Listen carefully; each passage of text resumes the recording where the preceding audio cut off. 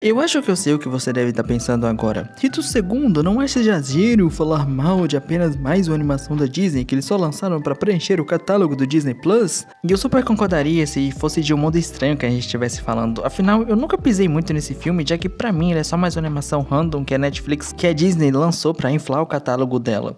Agora a conversa muda quando a gente fala de Wish, o poder dos desejos. O Brasil não aguenta ver um filme com um nome só que já tem que transformar em uma frase inteira. Contudo, a gente tá falando de um filme que deveria comemorar os 100 anos da empresa. Afinal, até onde eu sei, só se faz 100 anos uma única vez. E ao invés de um ótimo filme que só faz o básico bem feito e que deixaria nossos corações felizes, eles entregaram uma animação capenga, já explico isso daí, personagens tão carismáticos quanto o pai da mina cachorro de Fullmetal, um vilão que de vilão não tem nada e a protagonista mais fraca da Disney até o momento. As músicas do filme são basicamente lixosas e os patches, bom, ninguém suporta eles. E agora, por onde eu começo a reclamar pra valer? Antes de tudo, você é fã número A112 da Disney, relaxa, eu não sou ninguém nesse vasto multiverso, minha opinião não determina se um filme é bom ou não. Eu apenas era o fã A113 da Disney, que cresceu com os filmes dela, mas hoje só tem se decepcionado com a empresa. Dito isso, após reassistir esse filme, para mim, essa é a animação mais ridícula da Disney que eu já assisti.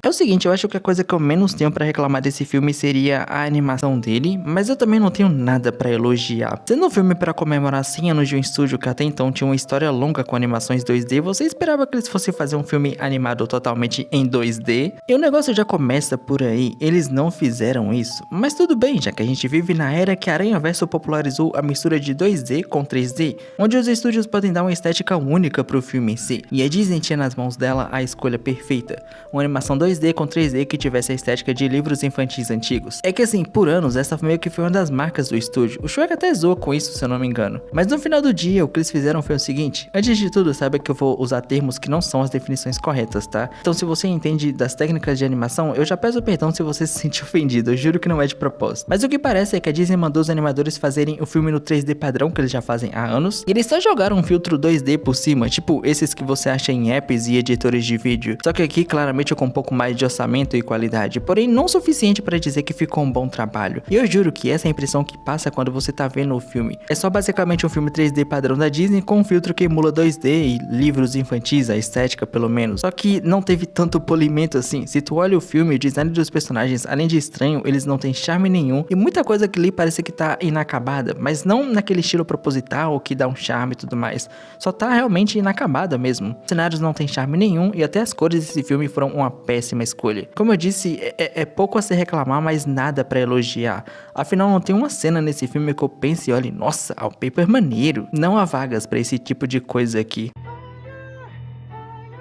Goste ou não, musicais fazem parte de 90% dos filmes da Disney, e goste você ou não, eles costumavam ter músicas memoráveis. Você pode não lembrar de todas as músicas de todos os filmes, mas da maioria eu acredito que você lembra. E bom, eu acho que você não sabe, mas desde que a nação Let It Go atacou, a Disney tem abandonado a essência de fazer os musicais que conversam e expandem os filmes dela pra fazer músicas que entrem nas mais ouvidas da Billboard. E esse filme aqui, além de serem feitas com a intenção de ir pro top 10 da Billboard, as músicas são horríveis. Eu não sou fã de musicais, mas eu reconheço boas músicas.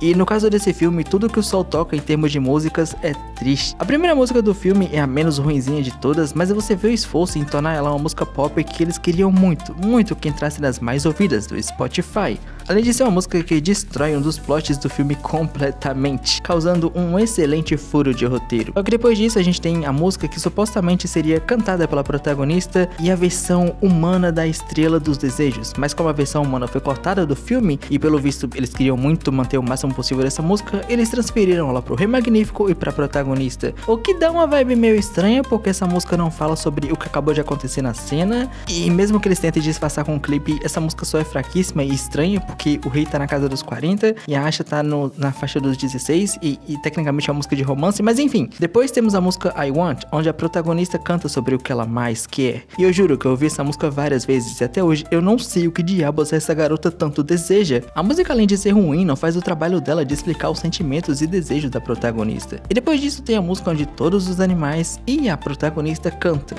A existência dessa música, assim como One Piece, eu até hoje tô procurando, mas eu sinto que a Pearl adoraria ouvir alguém cantando essa música pra ela. Então, a música do vilão, finalmente, depois de anos e anos, a música de vilões está de volta para nós, certo?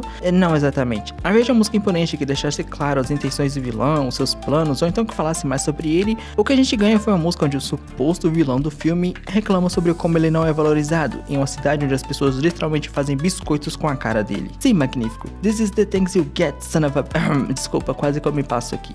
Depois a gente tem uma música tenebrosa onde todos os personagens amigos da protagonista e a rainha do filme cantam juntos. É uma música feita exclusivamente para ir para as mais ouvidas da Billboard, do Spotify e por aí vai. E bom, eu acho que não funcionou. E por fim, a música final, que é basicamente a música da protagonista usada como maneira de vencer o vilão. Sim, o vilão é vencido assim. Mas depois a gente fala disso. Se eu deixei alguma música passar, eu acho que isso fala muito mais da música do que sobre eu ter deixado ela passar em si. Só que quanto a essa parte da conversa, é isso, as músicas desse filme são ruins e esquecíveis, são tentativas bestas de entrarem pro top 10 de sei lá o que. Mas por aqui, isso é tudo, pessoal. Tá legal, esse é o momento de falar dos personagens do filme. Tirando a Asha, que se acha uma protagonista, o rei, que supostamente seria um vilão, a gente tem em torno de 10 personagens. 7 deles são os amigos da protagonista, onde a maioria deles não passam de uma referência aos 7 anões. Eu acho que são 5 mesmo, que são basicamente isso daí. Uma das personagens, além que da representatividade mal feita da Disney, pra variar, né, como de costume, seria uma personagem importante e supostamente a melhor amiga da protagonista. E eu digo supostamente porque você só pega essa ideia pelo tempo de tela que ela tem, a mais do que os outros personagens, porque se for depender de outras dicas, tá difícil. E a gente tem um outro amigo que é usado como uma suposta maneira de desenvolver o plot. O problema é que ele é só mais um furo de roteiro gigante, mas daqui a pouco eu falo disso. A mãe da Asha, cara, ela existe nesse filme. Se você tira ela do filme, não mudaria nada. É impressionante como a mãe das irmãs Let It Go tem uma linha de diálogo e consegue ter mais presença que a mãe da Asha nesse filme, que fala até demais pra um personagem sem relevância. O avô da Asha, que seria apenas um personagem como desculpas pro plot andar, já que a protagonista é tão sem graça que não tem nenhum objetivo próprio, então eles precisaram criar um personagem só pra isso. Além de, claro, ele é uma referência aos 100 anos da Disney, yeah! Mas assim, como diria o Ryder de Frieren, já é um milagre que esse cara consiga andar normalmente. Além disso, ele tem que carregar a protagonista nas costas. E temos a rainha, que nas ideias originais seria uma vilã também, mas que aqui virou apenas um desperdício de boa voz. Tipo, a dubladora dela tem uma voz incrível.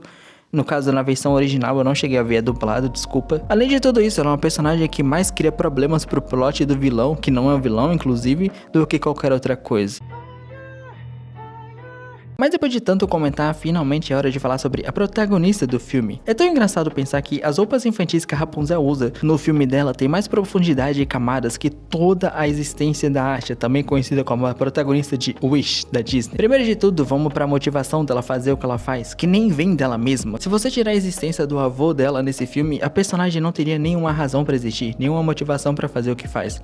E tudo bem você conectar as coisas que a personagem faz, ou a personagem sim, a alguma outra pessoa. Agora, conectar a existência geral dessa personagem a uma outra personagem, eu acho que é um erro muito grande. Do jeito que esse filme faz, sim. E principalmente quando a gente fala da Disney, porque sempre seguiu essa fórmula onde as protagonistas tinham desejos pessoais e esses mesmos desejos jogavam elas na aventura em questão do filme. Além disso, o design da Asha é sem graça, nada no visual dela é marcante ou notável, a personalidade dela é irritante, o que chega a ser engraçado porque a Disney tem seguido essa fórmula de personagens bobas e atrapalhadas há um certo tempo, mas pelo visto eles perderam o toque quando chegaram na Asha. Além de que o que move ela nesse filme não faz muito sentido, já que ela diz que todas as pessoas têm que ter os seus desejos realizados, porém ela fica brava porque o avô dela não pôde ter o desejo realizado. E quando ela supostamente teve a chance de libertar todos os desejos, ela escolhe libertar o desejo da mãe e do avô, o que faz sentido se não fosse o que eu acabei de falar sobre ela querer que todo mundo tenha o seu desejo realizado. E honestamente, a mensagem de que você tem direito de basicamente ter os seus desejos realizados é uma mensagem perigosa de se colocar na protagonista do seu filme. E dentro do universo do filme tem personagens que são obcecados pelo rei. Imagina se os desejos é, sei lá, ter o rei pra elas. Imagina se alguém chega e fala, eu quero ter o rei pra mim, esse é o meu desejo, blá blá blá. Então, todas as pessoas realmente merecem ter os seus desejos realizados. Eu não sei, eu não sei se é uma mensagem muito boa pra se passar, não. Mas é aquilo, quando se trata do vilão, deixa eu te contar uma coisa, o vilão de Wish não é um vilão, dá pra acreditar. E eu te digo mais, ele na real é o melhor personagem desse filme, o único com noção das coisas, pra ser sincero. E isso não é uma coisa boa não, tá? Afinal a Disney prometeu pra gente um vilão em estilos clássicos, pura maldade, o vilão que já deixa claro que vai ser do mal desde o começo do filme. E o que a gente recebeu? Pra começar aqui, quando o filme abre, eles já contam o backstory do personagem, o que te leva a duas possibilidades. Ou eles iam usar isso como um twist de vilão, ou eles iam usar isso pra justificar as coisas que ele fizesse durante o filme. E adivinha, não foi nenhum e nem outro. A real é que o Magnífico é um rei legal. Um pouquinho paranoico demais, eu admito, mas ainda assim é um cara legal. Ele não usa o poder que tem dentro dos desejos das pessoas para deixar ele mais forte ou coisa e tal. Na verdade, ele nem sabia que dava pra fazer isso. Ele não engana ninguém a dar os desejos pra ele. As pessoas fazem isso de boa vontade. Ele não manipula e nem usa as pessoas para seus planos malignos. Tipo, ele realmente queria que a Asha fosse aprendiz dele nas magias, sem motivação errada nenhuma por trás disso. E ele realmente se preocupa com as pessoas e cuida bem dos desejos que elas dão pra ele, mesmo os que ele considera perigosos. Então quando ele supostamente entra no modo vilão, na real, ele só tá sendo controlado por um livro mágico que manipula quem toca nele. Isso não sou eu dizendo, mas sim o filme, que fez questão de deixar isso claro pelo menos umas 2 vezes durante o filme. No geral, o design desse cara não passa uma sensação de maldade, não tem nada no visual dele que mostre, sabe, sem dizer que ele é um vilão. As ações dele são de uma pessoa boa, a música de vilão dele tá mais pra um lamento do que qualquer outra coisa. Em outras palavras, o que deveria ser um vilão e uma música de vilão simplesmente não é nada disso. Olha, eu vou te dizer, é sempre impressionante ver como esse filme tem uma história que consegue ser vazia e sem sentido ao mesmo tempo. Por exemplo, a Asha diz que o Magnífico rouba o desejo das pessoas, mas a primeira música do filme é mais claro que o dia que ninguém é obrigado a entregar os seus desejos pra ele. As pessoas fazem isso por vontade própria. A Asha diz que é errado o Magnífico não realizar os desejos das pessoas para todas as pessoas, e que ele engana elas para poder pegar esses desejos, mas nunca é dito ou mostrado que ele engana alguém dizendo que o seu desejo vai sem sombra de dúvida se realizar se você entregar ele para mim. No caso, se você entregar o seu desejo para ele, deixa claro que existe uma chance muito maior de você conseguir ele ser realizado do que se você, sei lá, fosse fazer por si próprio, já que às vezes as pessoas têm desejos que seriam tecnicamente impossíveis. Mas enfim, dentro do filme também tem um dos amigos da Asha que, desde que entregou o desejo pro Magnífico, tem perdido o seu ânimo de viver, como se entregar o desejo te fizesse mal. Porém, isso é uma coisa que acontece única e exclusivamente com esse personagem, para que o filme tenha ainda mais furos de roteiro. Afinal, na primeira música do filme já tá implícito que você não sofre nenhum efeito negativo ao entregar o seu desejo. Na real, você até esquece qual desejo era esse. Tipo, o avô da Asha, que supostamente já deu desejo há anos pra esse cara poder realizar, nunca foi afetado por isso, mas convenientemente um único personagem agora foi. Ai ai. Esse filme simplesmente não respeita o que eles mesmos falam. E no final de tudo, o Magnífico é derrotado por uma música aleatória. Sendo que nunca foi dito que nesse mundo a música tem algum tipo de poder ou sei lá o que. Por exemplo, em K-Pop Demon Hunters, a gente sabe que a música das Huntrix conectam elas aos fãs, e esses mesmos fãs, quando se conectam com elas, fazem com que elas fiquem mais fortes. Mas aqui em Wish, a música e magia nunca tiveram nenhuma conexão.